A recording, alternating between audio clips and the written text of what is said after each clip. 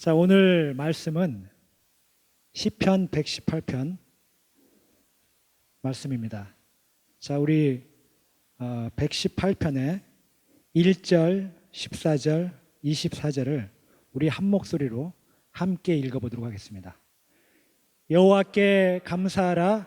그는 선하시며 그의 인자하심이 영원함이로다. 여호와는 나의 능력과 찬송이시요 또 나의 구원이 되셨도다. 이날은 여호와께서 정하신 것이라. 이날에 우리가 즐거워하고 기뻐하리로다. 아멘. 자, 시편 118편을 나누기 전에 먼저 세 가지를 함께 나누어 보도록 하겠습니다. 첫째로, 세상에서 가장 많이 팔리는 책이 무엇이죠? 성경. 아유, 영특들 하시네. 자, 성경입니다. 근데 요즘에 호킹 지수, 호킹 인덱스라는 말이 있습니다. 책을 구입한 독자가 실제로 그 책을 읽었는가를 나타내주는 수치입니다. 그 지수가 낮을수록 책을 끝까지 읽지 않았다는 의미가 됩니다. 그 아마존의 전자책의 하이라이트 기능을 이용해서 표본조사로 분석하는 지수입니다. 왜 호킹이라는 이름이 붙여졌나 했더니 그 이유인 즉슨 얼마 전에 돌아가신 스티븐 호킹 박사의 저서 중에서 시간의 역사라는 책이 1000만 부 이상 팔렸는데 그 책을 실제로 읽은 사람은 극히 드물다고 해서 붙여진 이름입니다. 지난 50년간에 전 세계에서 가장 많이 팔린 책 1위가 성경이었다고 합니다. 몇 권 정도 팔렸겠습니까? 39억 권. 그리고 2위는 모택동 어록 8억 2천만 권. 의외죠 좀. 3위는 해리포터 4억 권. 4위는 반지의 제왕 1억 권.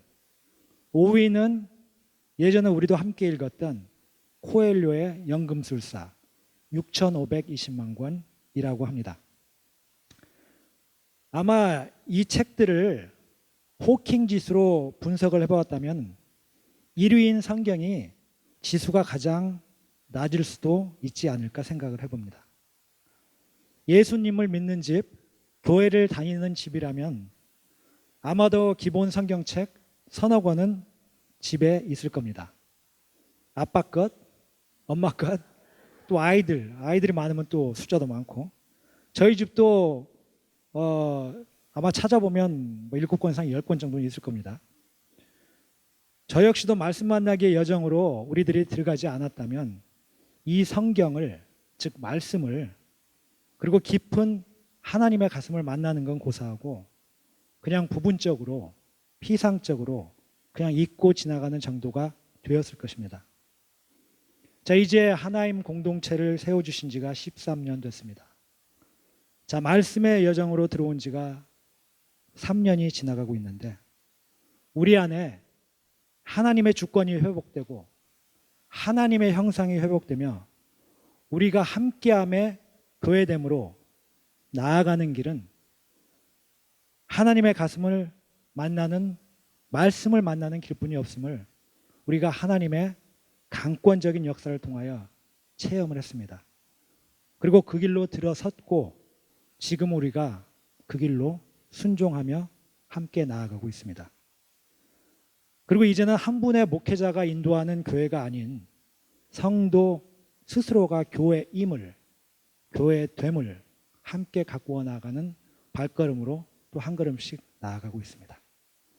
그래서 오늘은 제가 지난주에 이어서 두 번째로 우리 성도님 스스로가 하나님의 말씀을 만나고 그 만난 말씀을 증거하고 선포하기 위해 이 자리에 섰습니다. 오늘 처음 우리 교회에 오신 분들도 좀 계신 것 같아서 제가 여기 섰으니까 하나님 교회 목회자인 줄 착각하실까 싶어서 제가 부연 설명을 해드립니다. 자. 그리고 둘째로는 저의 말씀 만나기 준비 과정을 잠깐 말씀드리도록 하겠습니다. 성도들의 교회됨의 일환으로 성도 스스로가 말씀 나눔의 시간을 가져보기로 결정을 우리가 했던 게 약 5주 전이었는데 저에게는 5주간의 사투가 시작되었습니다. 제 모습에서 고난의 흔적이 보이시나요? 보이시죠? 네. 그 첫째 주는 우리가 이미 나누었던 시편에서 다시 정리해서 나누는 건 줄로 알고 한 주간 준비를 했는데 알고 보니까 우리가 해보지 않는 시편에서 스스로 골라가지고 직접 묵상하고 파악해서 전해야 된다는 말씀을 듣고는 한 주간은 엉뚱한 방향으로 허비를 했고, 자, 두 주째는 지금 나눌 시편 118편을 택하였습니다. 그리고 다시 시편 118편을 일주일 동안 묵상하면서 나의 생각을 내려놓고 하나님의 가슴에 말씀 안으로 들어가기보다는 도대체 성도님들한테 무엇을 전해야 될까?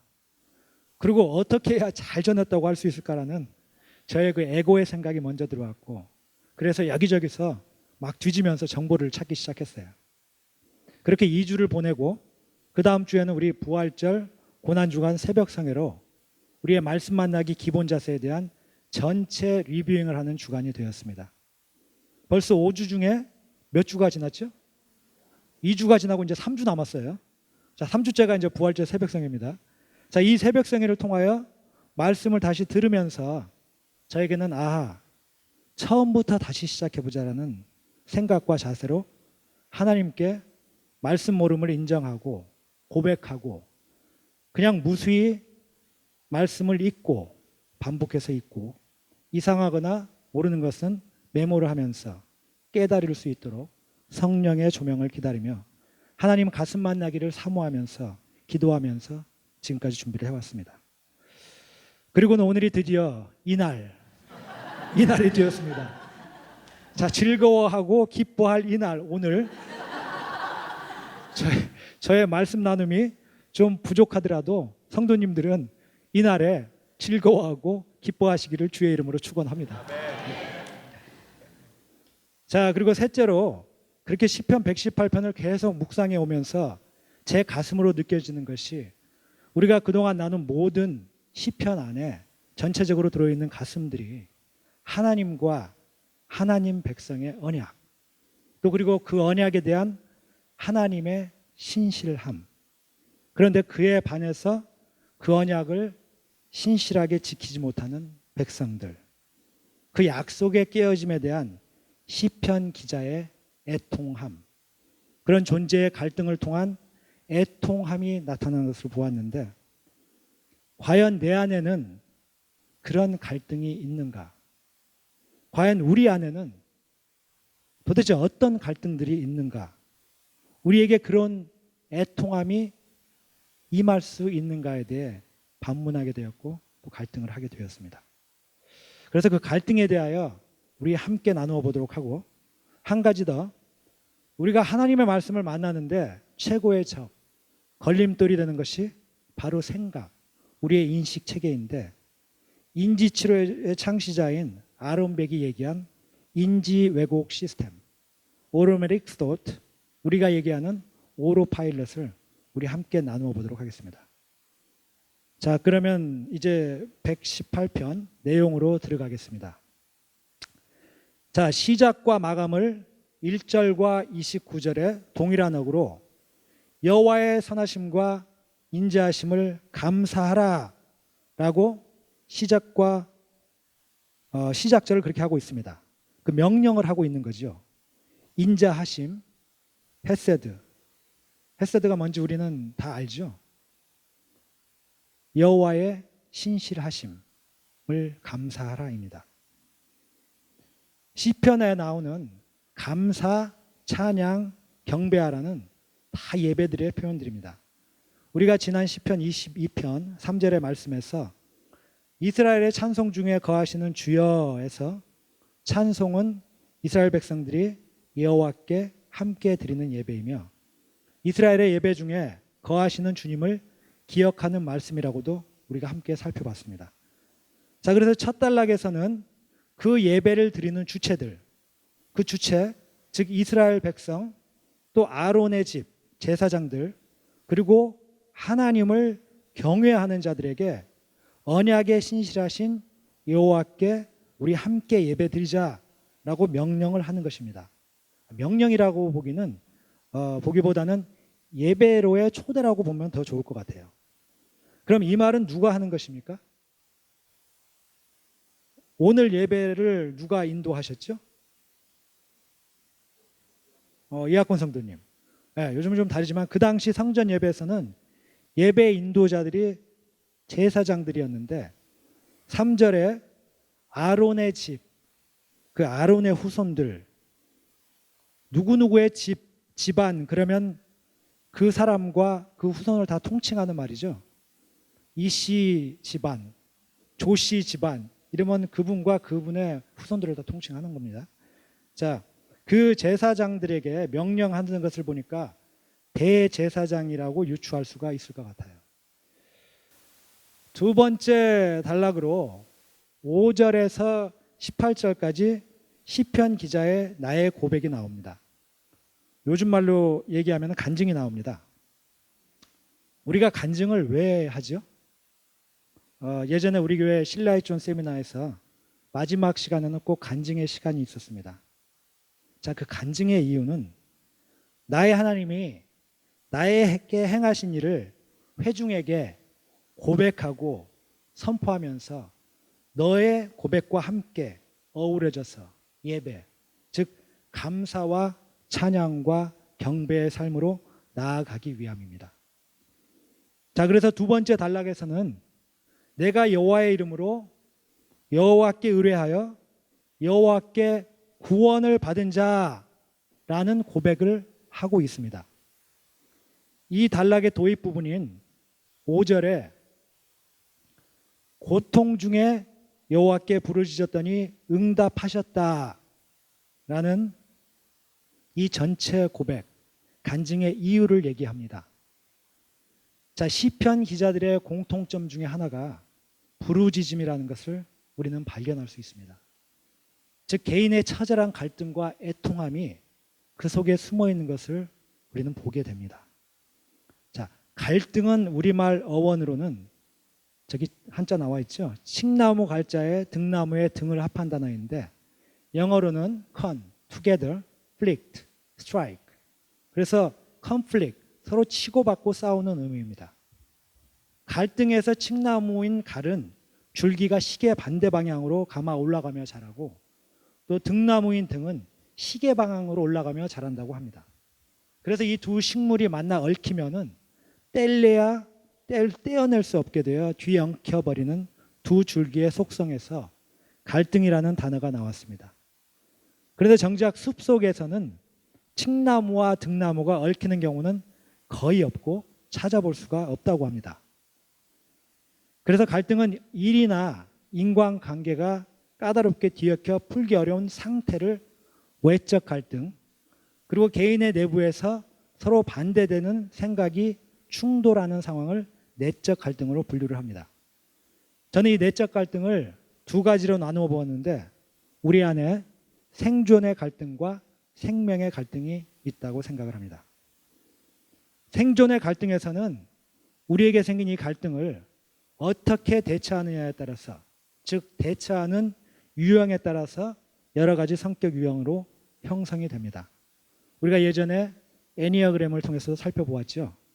그래서 성격이 좋다고 좋은 사람, 성격이 나쁘다고 나쁜 사람이 아니고 각자의 방어 기제로 무엇을 쓰느냐를 통해서 거짓된 자기 성격을 형성하게 되는 것입니다. 그래서 결국은 성격도 뭐죠? 거짓입니다. 성격도. 그러면 그런 의미로 본다면은 우리 성도님들을 괴롭히기를 좋아하시는 그 이모 성도님의 성격이 꼭 나쁘다고 해서 그분이 나쁜 사람은 아니다라는 그 공식도 성립될 수가 있는 것 같습니다. 아니에요? 동의 안 하시네, 이경철 성도님이. 그 나쁜 사람입니다. 자, 시편 기자들의 가슴에 공통적으로 흐르는 것이 하나님 앞에서의 이 생명의 존재적 갈등입니다. 자, 우리 도표를 보면서 이 두 가지를 오늘 말씀을 중심으로 한번 나누어 보았습니다. 우리 같이 살펴보시겠습니다.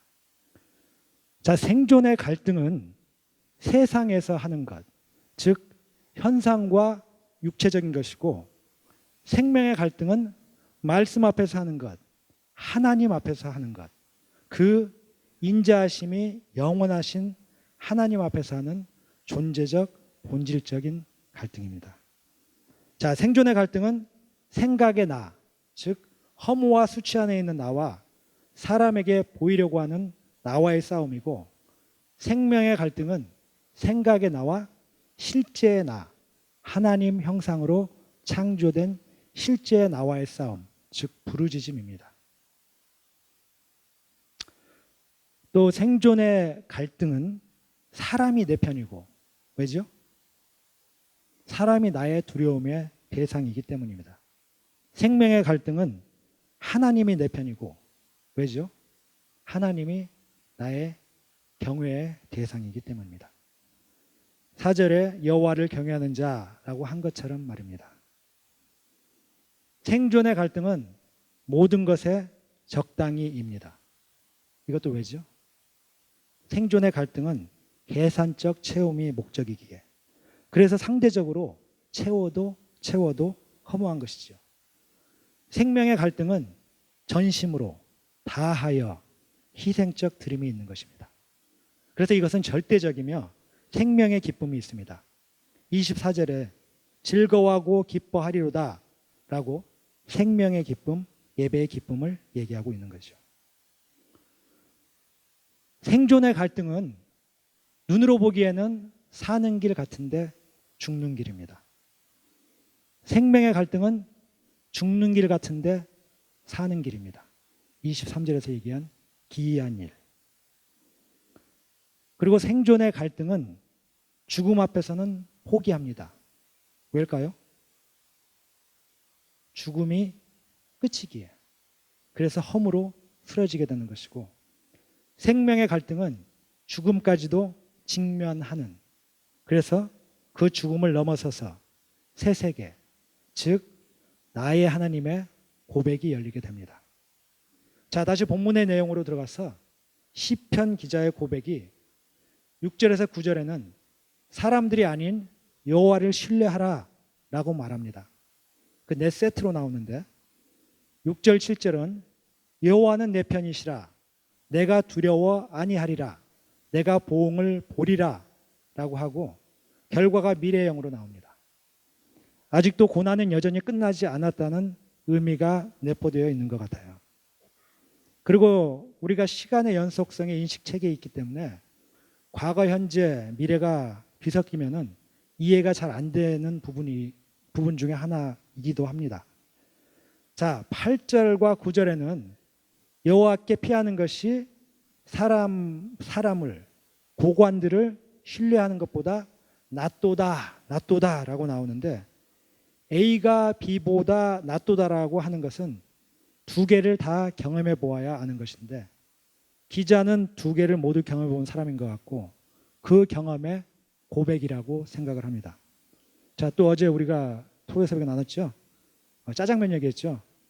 짜장면이 짬뽕보다 낫다고 얘기를 하는 것은 두 개를 다 먹어봤으니까 얘기를 하지, 안 먹어보고 낫다고 얘기할 수는 없는 겁니다. 동의하시죠?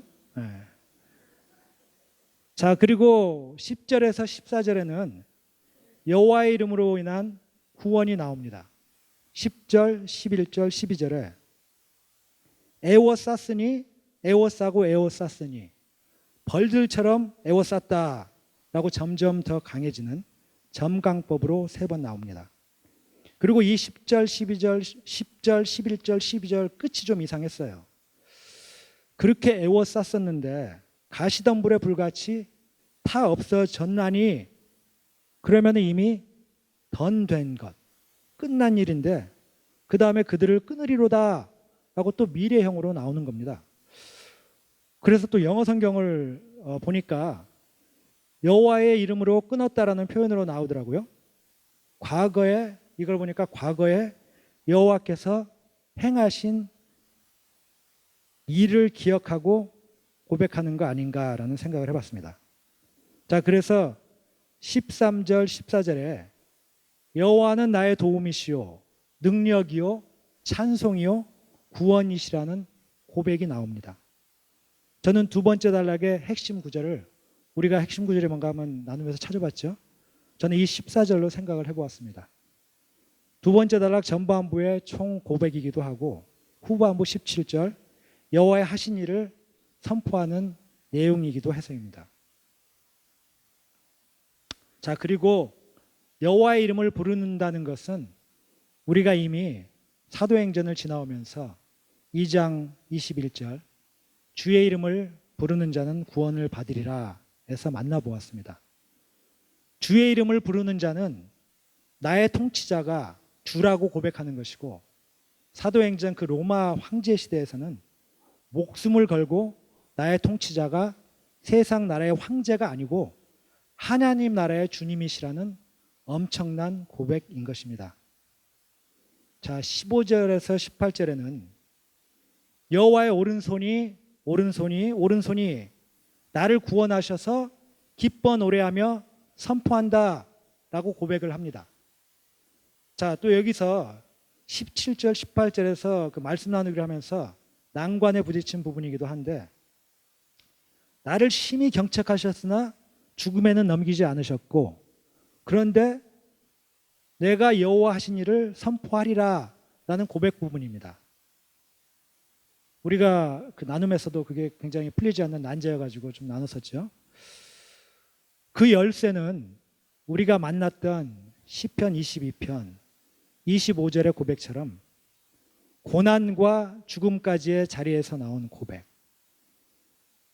아까 생명의 갈등에서 보았듯이 나의 죽음까지도 여호와의 손에 맡겼을 때 열어주시는 그 새 세계, 그 나의 고백, 내가 그 주의 이름을 형제에게 선포하고 회중 가운데서 주를 찬송하겠다는 그 고백과 동일한 생명의 증인 되리라는 고백으로 연결을 해보았습니다. 자, 마지막 단락으로 19절에서 28절까지는 나와 우리의 선포, 화답, 고백이 나옵니다. 제가 개인적으로 오르기가 쉽지 않았던 산맥이었는데요, 계속 묵상하며 우리 성도님들과 함께 나누다 보니까 그 마지막 단락이 그 당시에 성전에서의 예배 실황 장면이라는 것이 떠오르면서 그 생각이 이제 점차 확대되어서, 그러면은 시편 118편 전체가 예배 실황 장면, 즉 나와 우리의 신앙 고백의 장면으로 다가왔습니다. 자, 마지막 단락으로 들어가기 전에 여기서 우리가 말씀을 만나기로 할 때 최대의 적이 우리의 생각이라고 그랬죠? 왜 말씀 그대로 만나지 못하고 소위 우리가 말하는 갖다 붙이기를 하는 우리의 인지 왜곡이 왜 자동으로 나오는가? 마치 시편 22편을 나눌 때도 우리가 잘 아는 엘리 엘리 라마 사막단이라는 표현과 이 얘기가 나오니까 그게 그냥 예수님 순환시다라고 생각하는 자동생각.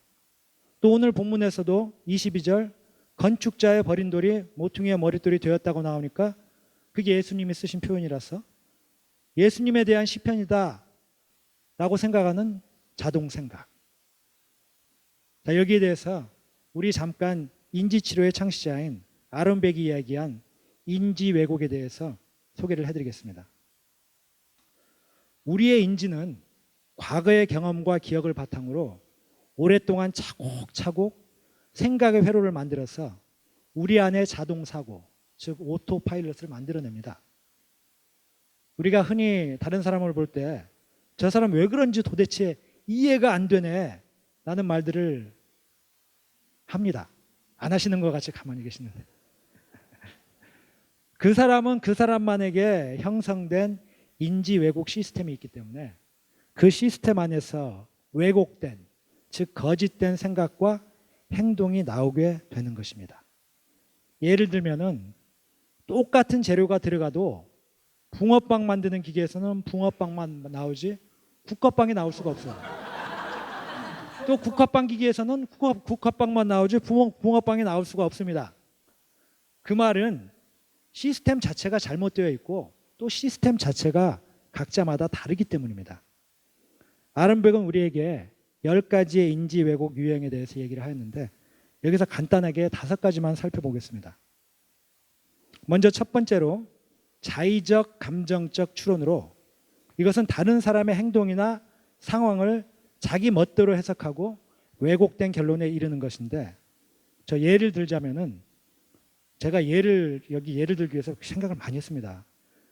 자, 이학권 목사님이 로비를 그 화장실 급해서 아주 급하게 지나가시는데, 죄송합니다. 목사님의 예를 자꾸 들어서 갖다 붙이기가 아니고 실제 예를 찾다 보니까 방법이 없었습니다.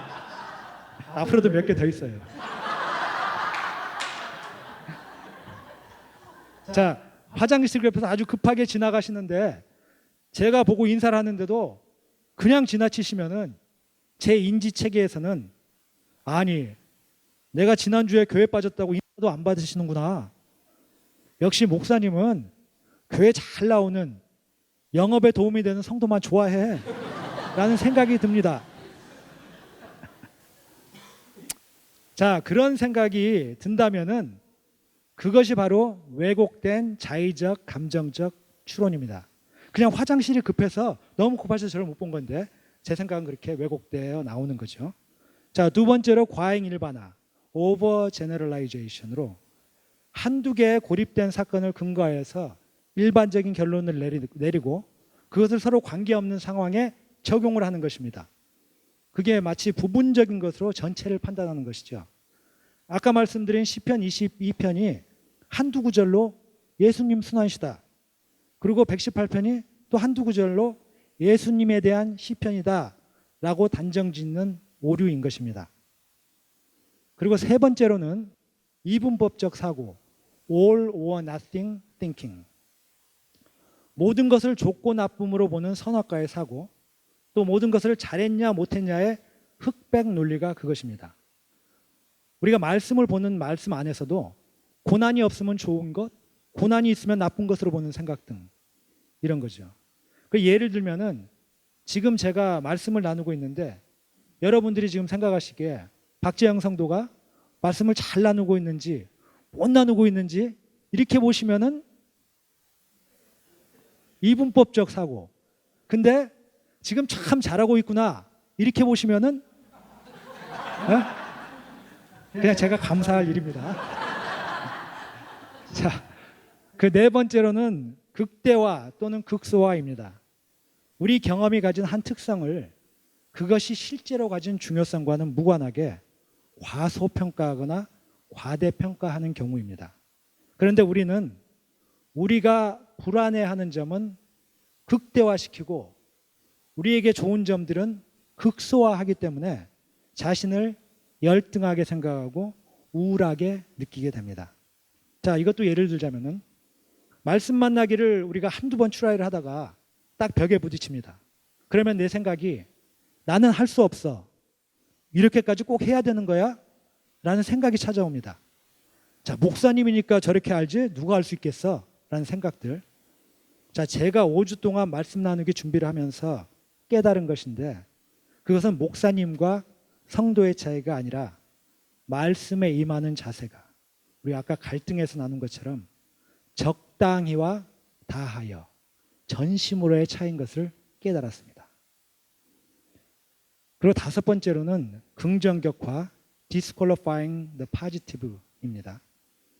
자신의 긍정적인 경험을 격화시켜 평가하는 것으로 나의 긍정적인 경험을 감소시키거나 그거를 부정적인 경험으로 전환시킴으로써 우리의 왜곡된 신념을 꿋꿋이 유지하는 것인데 또 이것도 예를 들어보자면은 말씀 만나기를 통해서 우리에게 성령님이 주신 은혜가 있습니다.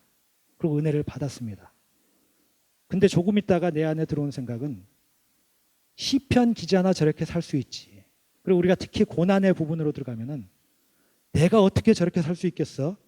라고 나의 잘못된 신념으로 거짓된 신념으로 다시 돌아가 버리는 것입니다. 자, 나머지 5가지는 여러분들이 한번 찾아보시기 바랍니다. 자, 이 10가지 유행에 대해서 아론백은 여러 가지 치료 기법을 내세웠지만은 결국은 오토파일럿은 이 오토파일럿을 바꾸며 치료할 수 있는 방법은 멈춤, 말씀 앞에 멈추는 것밖에 없다고 생각을 하며, 또한 그것밖에 없다는 것을 우리가 알았고 하나님의 그 길로 인도하여 주셨습니다. 이 자동으로 쉬지 않고 돌아가는 그 시스템을 잠깐이라도 멈출 수 있도록 말씀 앞에서 나를 비추어 볼 때 희미했던 나의 모습, 즉 하나님의 형상이 점점 더 선명하게, 그리고 희미했던 하나님의 가슴이 점점 더 선명하게 나의 가슴으로 파고드는 것을 알게 되었습니다. 자, 다시 본문으로 돌아가서 마지막 단락은 그때의 성전의 예배실황 장면을 함께 상상하면서 풀어가 보도록 해봅시다. 자, 먼저 에베소서 5장 19절에서 21절까지를 함께 읽겠습니다. 시와 찬송과 신령한 노래들로 서로 화답하며 너희의 마음으로 주께 노래하며 찬송하며 우리 주 예수 그리스도의 이름으로 항상 아버지께 감사하며 여호와를 경외함으로 피차 복종하라. 아멘. 사도 바울 때의 사도 공동체 때의 예배의 모습이 나옵니다. 자, 예배는 나의 구원의 고백과 너의 구원의 고백이 우리의 함께함으로 모아져서 하나님 임재 앞에 서로 화답하며 감사함으로 나아가는 것입니다. 예배의 대상은 우리의 고백이 올려지는 여호와이시고 주체는 우리. 자, 본문에서는 예배 인도자와 회중이죠. 그 대제사장들과 회중들. 그 회중은 또 이스라엘 백성과 여호와를 경외하는 자들입니다. 자, 지금 그 당시 예배 실황을 한번 재현해 보겠는데, 어제는 우리가 그 성경책을 보고 하느라고 좀 쉽지가 않았죠. 자, 오늘은 사무장님이 파워포인트를 아주 잘 보기 쉽게 만들어 주셨습니다. 자, 그래서 지금 재현하는 이때 대제사장은 그럼 누굽니까? 네, 저죠. 네, 제가 인도자입니다. 그리고 전체는 누굽니까? 네, 저와 우리. 그리고 회중은 누굽니까? 우리. 자, 그걸 기억하시고 인도자, 전체, 회중 이렇게 나눠놨어요. 그래서 자기들이 읽을 부분이 있습니다. 그걸 읽으시면 됩니다. 선포하고 고백을 하면 됩니다. 제가 먼저 읽겠습니다. 내게 의의 문들을 열지어다. 내가 그리로 들어가서 여호와께 감사하리로다. 이는 여호와의 문이라. 의인들이 그리로 들어가리로다. 주께서 내게 응답하시고 나의 구원이 되셨으니 내가 주께 감사하리이다.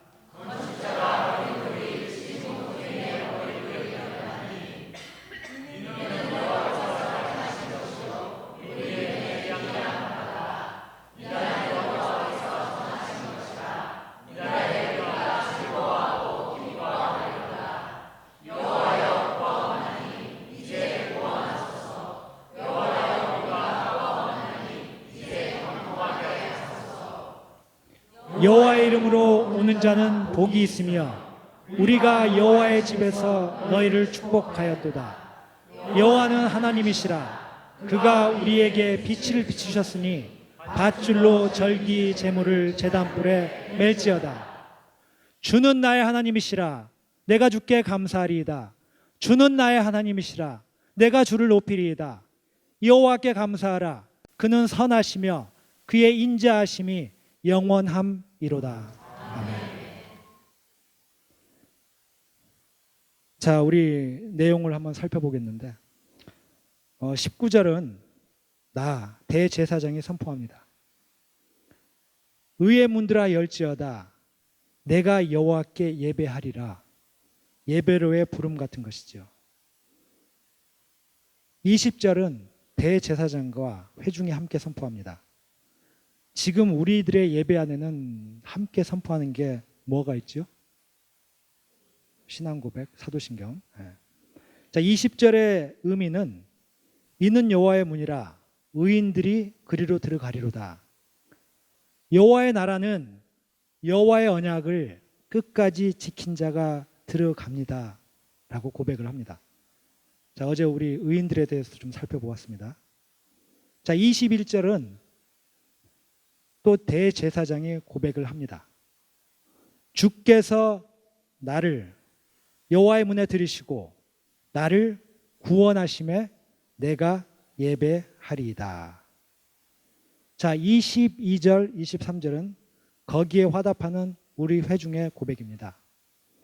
버려진 것 같은 우리를 하나님이 구원하셨습니다 라고.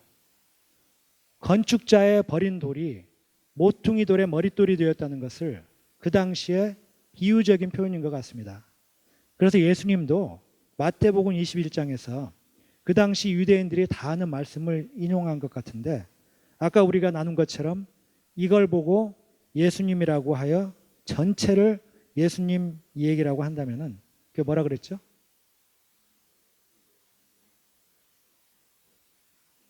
과잉 일반화, 즉 갖다 붙이기가 될 수도 있을 겁니다.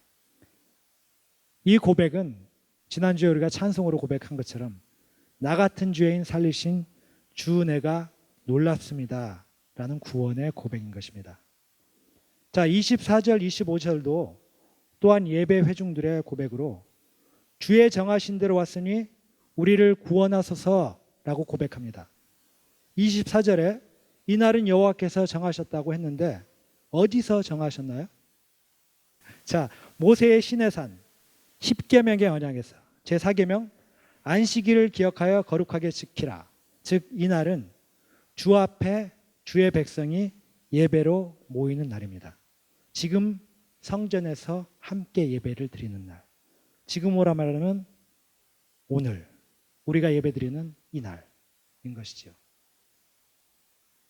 여호와가 정하신 이날, 지금 주 앞에 주의 백성들이 모여 예배하오니 우리를 구원하소서라고 고백합니다. 자, 성도들이 함께 모여 함께 바라보는 바라봄의 고백입니다. 자, 마치 신약 성도들이 마라나타 주 예수여 어서 오시옵소서라고 하는 것처럼 말입니다. 자, 그리고 26절, 27절에서는 나와 우리 대제사장과 회중이 함께 선포합니다. 26절은 여호와의 이름으로 죽음에서 승리한 자는 복이 있도다 라고 찬송하며 너희를 축복한다 라고 제사장이 함께 회중을 축복합니다.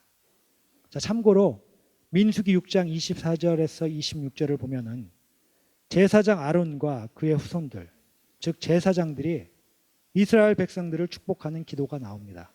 우리가 너무나도 잘 아는 친교실에서 아주 자주 축복하시는 그 기도, 뭔지 아시죠?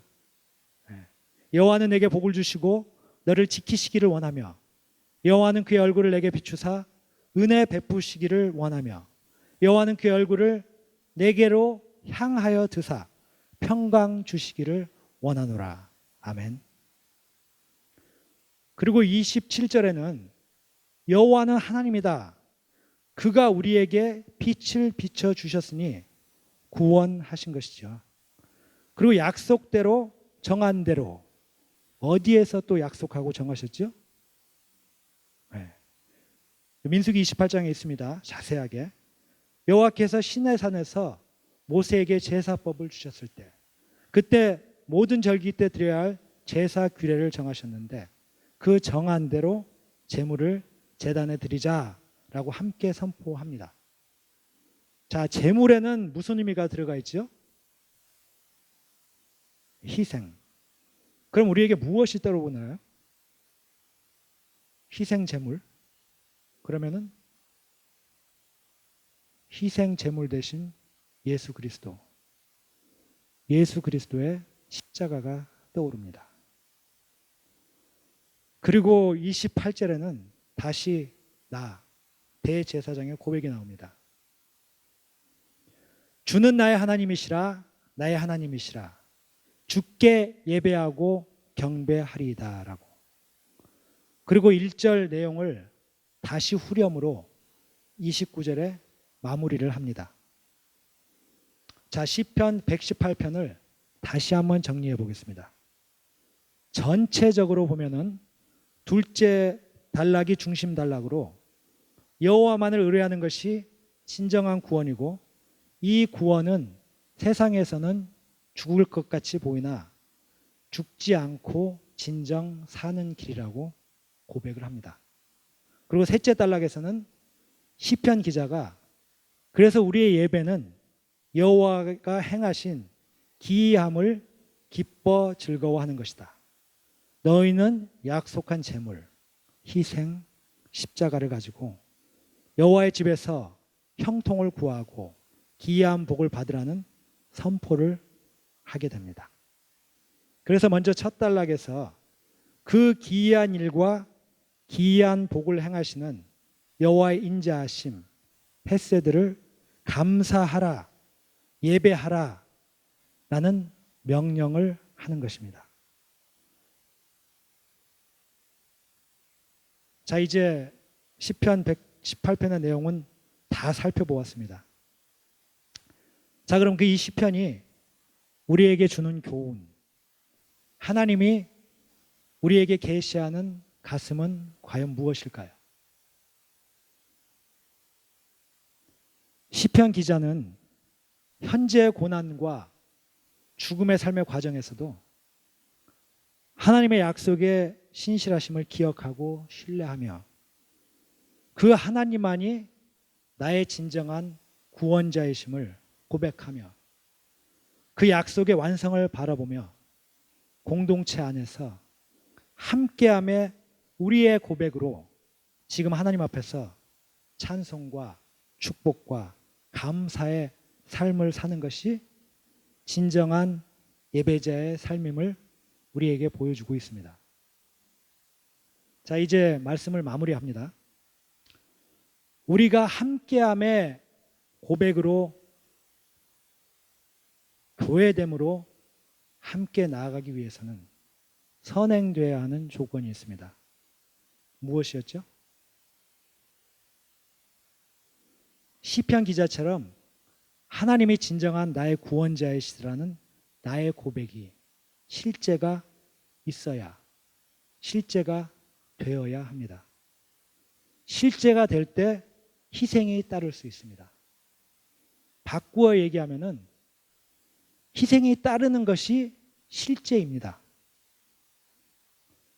그리고 서로의 고백이 희생을 통해서 즐거움과 기뻐함으로 나누어질 때 그 기이한 일을, 그 기이한 복을 행하시는 여호와의 인자하심, 헤세드 앞에 함께 드려지는 예배가 회복되며 우리의 교회됨도 함께 이루어질 것을 주신 말씀을 통해 우리 가슴에 확증합니다.